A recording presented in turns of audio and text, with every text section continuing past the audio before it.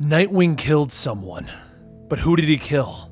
This is taking place in the Night Terrors event. The villain Insomnia has put everyone to sleep to find himself the Nightmare Stone hidden in someone's nightmares. If you want to know more about the event itself, look in the description down below. But today we're going to be covering Night Terrors Nightwing #1, and this is Comicstorian. I make audio dramas of your favorite comic books, allowing you to know what you should go to the store and you should be buying.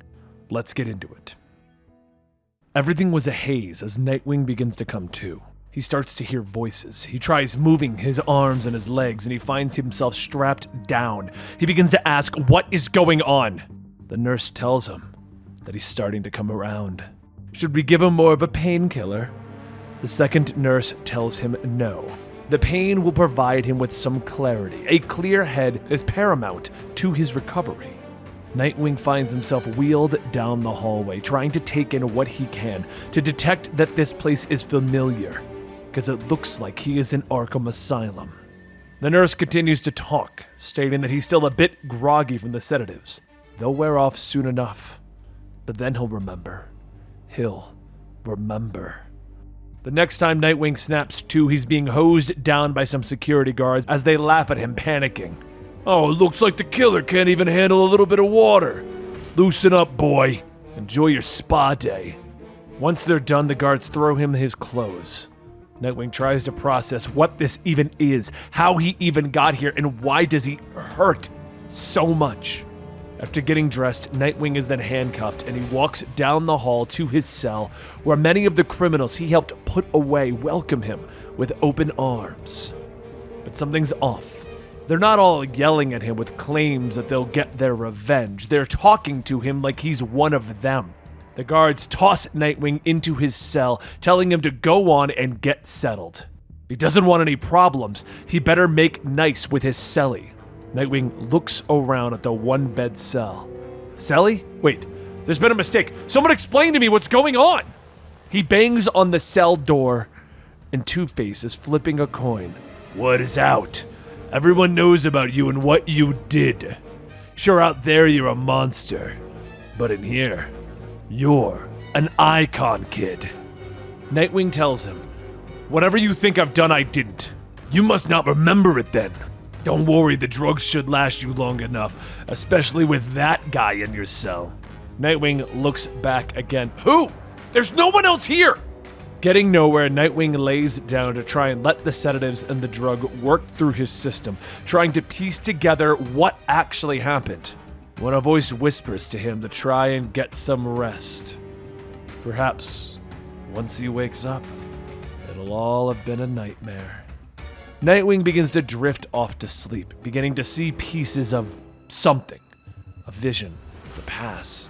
Whatever it is, it's violent, and there's blood on his hands. But before he could look down to see who he was hitting, the police arrive. They yell for him to put his hands up to where they can see them. Nightwing begins to run. It wasn't me! You have the wrong guy! But the animal police charge at him, asking, then whose blood's all over your sticks then? Give it up already, we got you cornered! Nightwing runs into a dead end, turning back. I'm just gonna have to go through them to get out of here.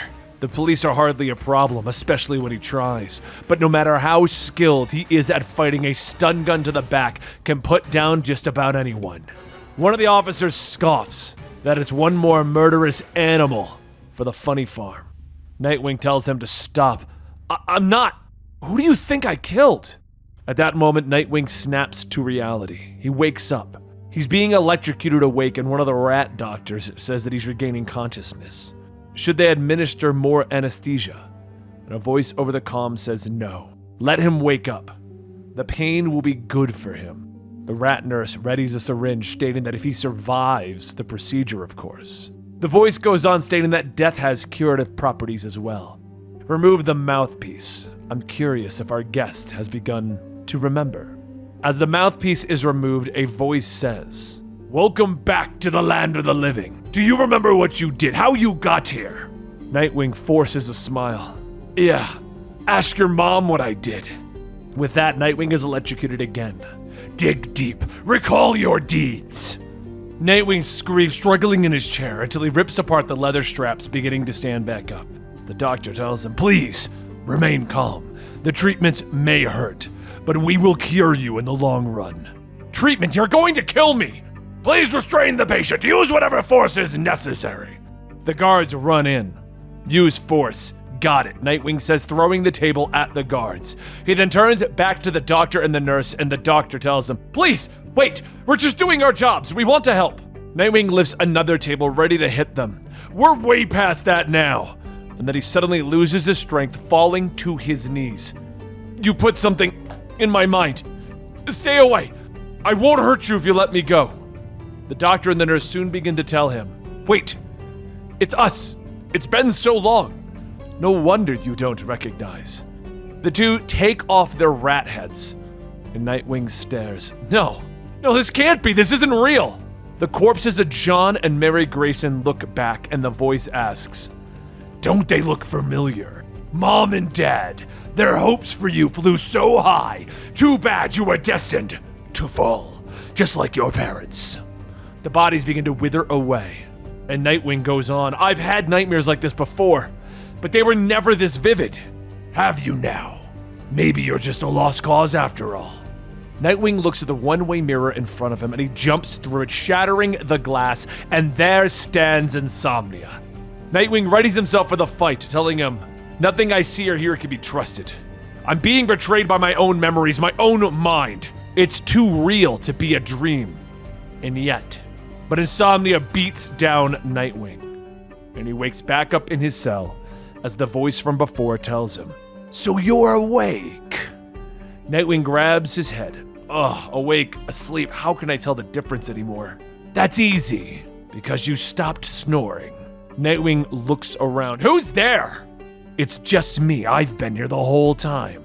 Nightwing jumps up and down, looking under his own bed. Why don't you just come out? I'm quite content remaining here, thank you. Getting frustrated, Nightwing flips the bed over to find nothing. The voice tells him that it happens to the best of us. It's okay to be afraid. The mind is a scary place.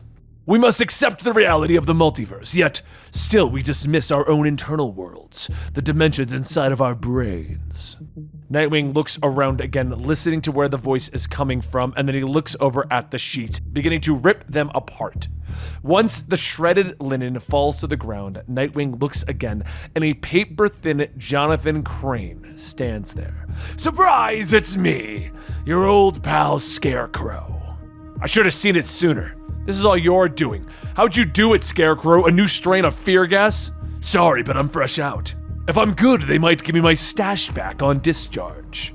See, I'm nearly ready to return to the outside world, but you... It's going to be a long road. We all know what you did, and we're all impressed. Suddenly, it sinks in. Flashbacks beginning to inform him of what happened. Barbara was there asking, what did you do? What did you do, Dick?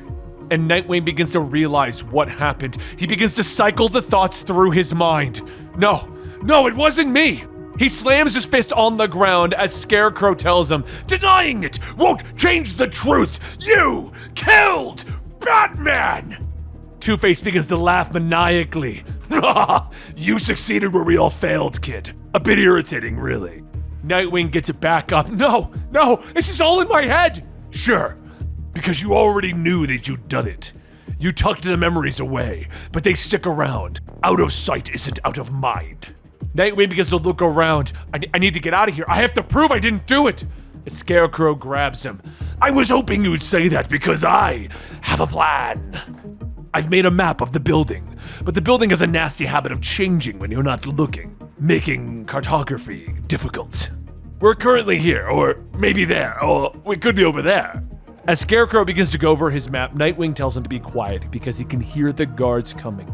He hurries over and he can hear two guards dragging someone, and one of them complaining that they can't drag her on his own. She's like 90% metal at this point. Nightwing looks through the food slot to try and figure out who's being brought in, and when he sees who, he yells out, "Put her down! Babs, tell me you're okay! Babs!" But a metal-infused Barbara looks up, being dragged down the hallway. I've killed my father, and now they have the woman that I love. I don't give a damn if this is real. I'm gonna tear this whole place apart, even if it means destroying my own mind in the process. Talk about a cliffhanger on Night Terror's Nightwing. This so far is my favorite book out of this entire event, and I can't wait to see where it's going to go. Make sure you like, subscribe, and hit that notification bell so you can get all of the Night Terror's books that we're covering, along with whatever Marvel we're throwing out this week. And don't forget, if you want early access, join us over at YouTube Memberships. We're revamping our whole YouTube Memberships plan and would love to have you a part of that community, along with our Patreon. Thank you so much for your support, and I'll see you next time right here.